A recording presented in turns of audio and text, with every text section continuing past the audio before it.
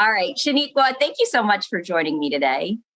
Thank you for having me. Good morning. Absolutely. Absolutely. So you are the CEO of Change for the Community. You are passionate about making a difference. You are incredibly involved. You're such a strong and passionate leader.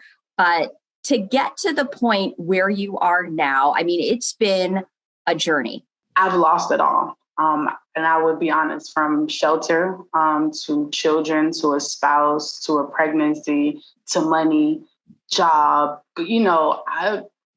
so for me, it's the moment that you start regaining things, it's like, okay, I have to be thankful for this. And I have to show gratitude, and I have to be grateful in every moment, because again, the same how I lost it all, somebody else is in that moment.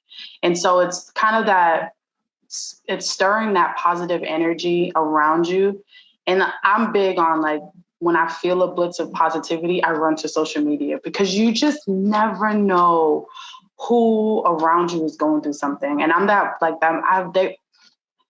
They used to call me rainbows and unicorn. I'm the person where I'm always positive. Like, the worst of the worst could be happening, or like, it's okay. So, not to interrupt you, but you're a very positive person, and you have so much gratitude. You touched upon this, but you lost your husband.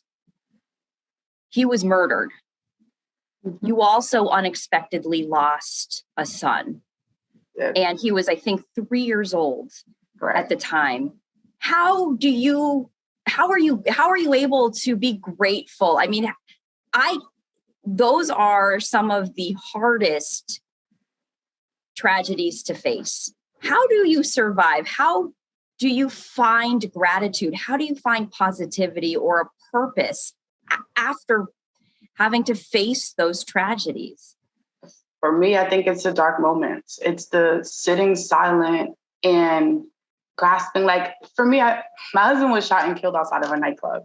And it was the most unexpected thing. You know, no one thinks that that's going to happen. And I struggled with it.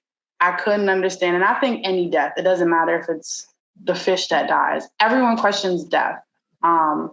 But it's that sitting silent and figuring out what's next. Figuring out, not everything's you're going to get the answer to the why, but what's next. And again, it's the negative and the positive, because for me, I struggle with, like, and I'll be like full transparent, sometimes attachment issues, because for me, it's, I've lost a spouse, I've lost a child, what can I lose next? But I always cherish things in the moment. And I think that's where the positivity comes in and the gratitude comes in, because, like, tomorrow isn't promised to anyone. And so it's, how do you enjoy the moment with the people around you that you love and you care? And how do you show that other people that they can love no matter what? That was a turning point. Before I lost my husband, and I was 7.5 months pregnant, and I lost a child. I found out that I had a health condition that I didn't know about. So it's one of those things where, it was a learning moment. It was a learning curve. And so for me, I believe the first loss of death close to me, after my grandmother, because my grandmother died of breast and lung cancer back in 98. So after losing her, it was my moment of, like, okay, I found out something. And so sometimes a loss of anything could be that moment of learning and that pivotal changing point. So for me, when I lost my husband, it brought me back to the church. So it brought me back closer to faith and religion, because I had suicide thoughts, but I also had a child. We had a 1-year-old. And in that moment, it's like, okay, here I am again, leaning on something, just like when I was homeless, I leaned on my siblings. I'm like, I had something to live for. I had something to move forward for. And I think no matter what stage anyone is in life, we all have something to look forward to. We all have someone who's watching us, who sometimes we don't even know. We don't even experience, we don't get it, but there's always someone watching. And the steps that you take could make a difference in someone's life. And I think for me, that's what it's been. So losing my husband, it brought me back to church. It brought me closer to religion. It brought me closer to God. It was one of those, okay, I don't know what this is, but God, I'm going to let you lead the way. It did take me along the path of some of the things I wanted to do as a kid. Like I wanted to work for the government. And so like I was applying for jobs and I ended up working at the city of Orlando, which brought another tragedy. Shortly after I started working at the city of Orlando, my son passed away. And I believed I had hit rock bottom when my son passed away, but then I found out that I was pregnant. So it was like, okay, wait, here's another life. And so for me, it was God was saying, I'm going to give you a clean, fresh slate. And I'm going to hit the Bible a little bit. And the Bible, Cain killed Abel, and, his mom prayed for another son. And the third child that she bore, she named him Seth. So I was like, okay, this is my miracle child. This is the one that God's going to say, here, you're starting fresh. I'm giving you a clean slate. But I've learned along each way. I grew a passion along each way. And for me, I kind of realized, and some people will judge you because you say you see the light at the end of the tunnel. The things I experienced with my husband as it relates to law enforcement and solving crimes, I'm in a different space now. I can pick up the phone and I can call the sheriff, I can call the chief, and I can say, let's talk about this. Like, I'd be full transparent. I thought about committing suicide because it's like, why? What's the purpose? And I think it's always the shining light at the end of the tunnel when you're in your darkest moments and you're sitting alone and you're praying and you're like asking yourself why. You'll get the miraculous phone call. You get the miraculous text. Heck, you might be driving or something might come up on the TV if you're in a room. Something might come up on the TV that talks about like life. And I think it's in those darkest moments. I think sometimes sitting still is when you find your revelation of what to do next. And that's hard though. Sitting still in the pain is really hard to do. I mean, most people try and avoid that. But what you're saying is that's part of the journey to seeing the hope and kind of the bigger purpose in all of it. It's kind of, you have to figure out what next steps are. And so what happens is if you don't find quiet while you're in the storm, you'll hear all kinds of things that are telling you to do things that you shouldn't be doing. And so, some people, it's the demon of drugs or alcohol. Some demons, and I've had the demon of suicide. Like, here, just take these pills; it'll be all right. It'll end, and it'll end instantly. But it's in the moment of silence where you're like focused on how do I get out of this? Where do I go next? How do I get out of this? I've learned journaling, and you'd be surprised at. Sometimes I'll go through like a fasting phase where I'm like, okay, everything seems to be rushing in at me at one time. So I'll journal 10 things that I'm grateful for each day. And I just write them down. And you'd be surprised how much around you, no matter how bad or how good things are going, how much you have positivity. Having to go through all of those tragedies almost clarified your purpose.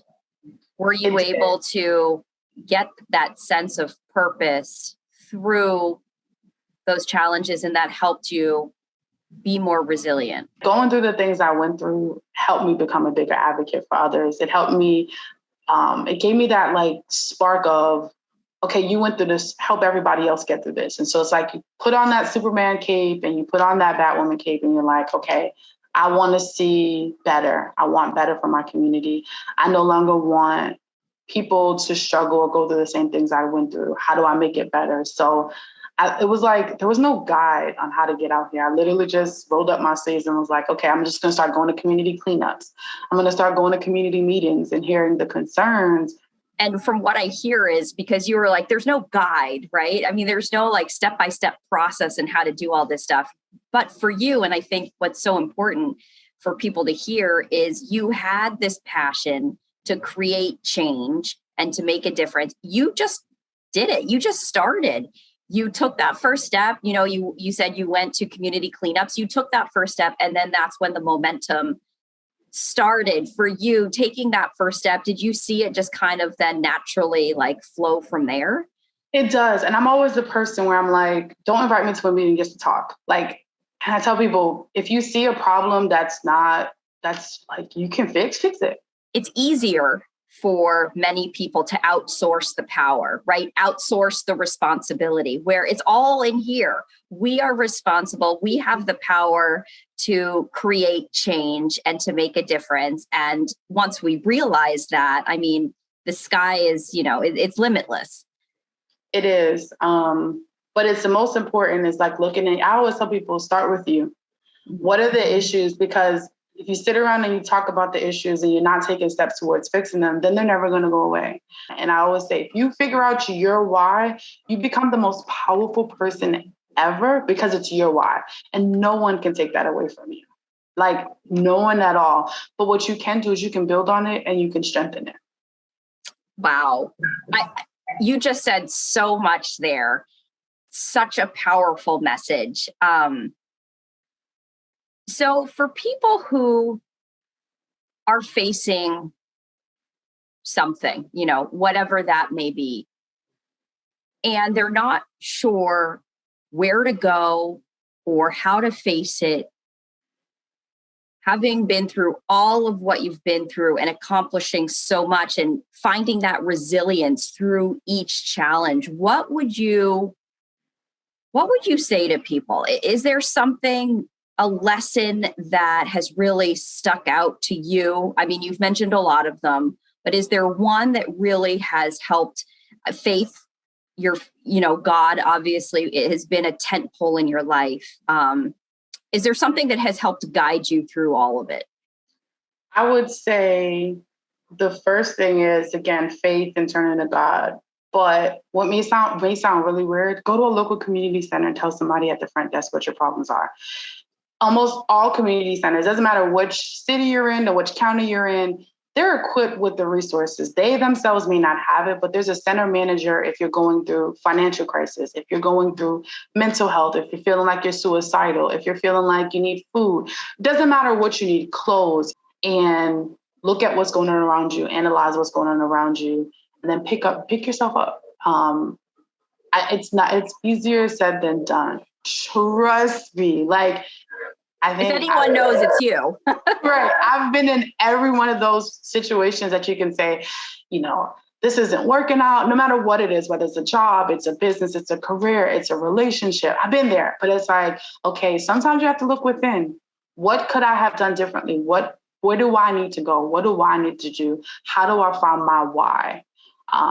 And it's, sometimes it's picking up reading, but the two big things is sitting still, leading to your God and leading to your faith.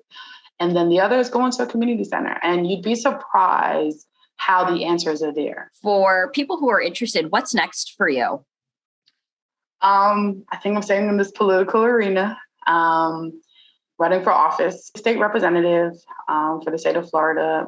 Thank you so much for taking the time. I know that you have somewhere to go, but thank you. And I'm excited to share your story with everyone. I just want to tell you, thank you for having me. I think having a space of positivity is what we need. Having a moment, whether it's 5 moments, 30 moments, it's like having a space where we can listen to someone else, how they got through their things that they've been through in their life, I think is the greatest thing. And I do thank you for creating this space. I appreciate that. Thank you. That means a lot.